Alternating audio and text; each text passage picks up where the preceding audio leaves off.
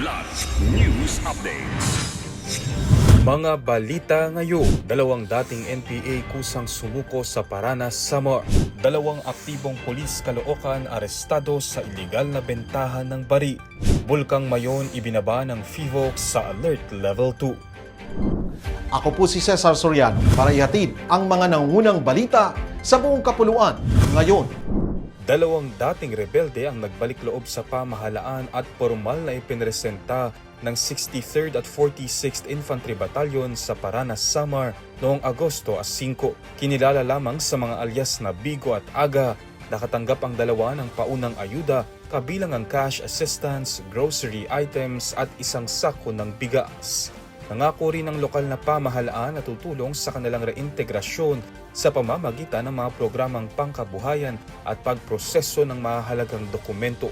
Muli namang nanawagan ng militar at LGU sa mga natitirang miyembro ng Communist Terrorist Group o CTG na isuko ang armas at piliin ang landas ng kapayapaan.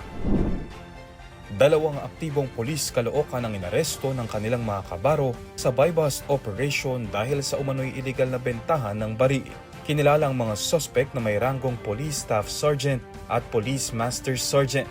Isinagawa ang operasyon bandang alas 5:30 ng umaga ngayong Agosto 6 sa Riles Compound, Barangay 5, Caloocan City. Nakumpiska sa kanilang dalawang PNP-issued 9mm pistol, isang caliber .38 revolver, isang 12-gauge shotgun, mga bala, marked money, dalawang cellphone at dalawang motorsiklo na ginamit umano sa transaksyon. Mahaharap ang mga suspect sa kasong sa paglabag sa Comprehensive Firearms and Ammunition Regulation Act bukod pa sa mga kasong administratibo. Ibinaba ng Philippine Institute of Volcanology and Seismology o PHIVOLCS ang alert status ng Bulkang Mayon mula Alert Level 3 patungong Alert Level 2 dahil sa patuloy na paghupa ng aktibidad nito simula Hulyo 23. Ayon sa ahensya, nabawasan ang pagbuga ng lava, pyroclastic density currents, volcanic earthquakes at sulfur dioxide emissions. Huminto na rin ang pag-usad ng mga aktibong lava flow sa ilang bahagi ng bulkan. Gayunman, sinabi ng PHIVOLCS na nananatili pa ring may katamtamang antas ng aktibidad ang Mayon at posible pa rin ang mapanganib na pagsabo.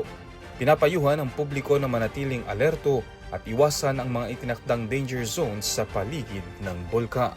Para sa Kidlat News Channel, ako si Renzel Linon, nag-uulat. Ako po si Cesar Soriano, kasama nyo sa bawat pagputo ng balita.